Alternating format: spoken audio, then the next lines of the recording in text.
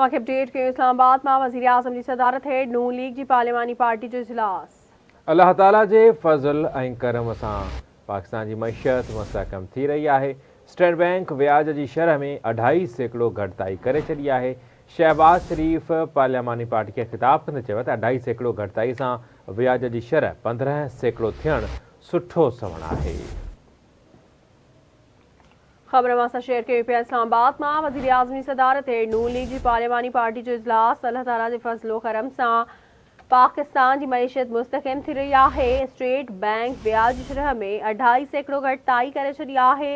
2.5% घटिताई सां व्याज की शरह 15% थियण सुठो सवण है। वज़ीर आज़म जो यो चवण है। अवां सां ख़बर शेयर कयूं पिया। व्याज की शरह में घटिताई सां कारोबारी सरगर्मियुनि में तेज़ी ऐं रोज़गार जो मौक़ा मिलंदा।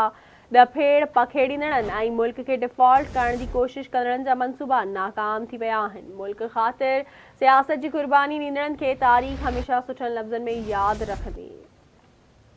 एक बार अभी है ब्रेकिंग न्यूज़ असां शेयर कंदासीं। इस्लामाबाद में वज़ीर आज़म की सदारत हेठि मुस्लिम लीग नून जी पार्लियामानी पार्टी जो इजलास थियो।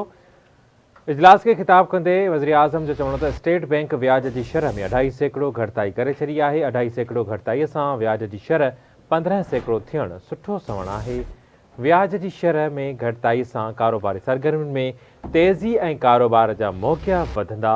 शहबाज शरीफ चयो तो डफेड़ पखेड़ींदड़नि ऐं मुल्क के डिफॉल्ट करण की कोशिश कंदड़नि जा मंसूबा नाकाम थी विया। मुल्क ख़ातिर सियासत की कुर्बानी ॾींदड़नि खे तारीख़ हमेशा चङनि लफ़्ज़नि में यादि कंदी आहे।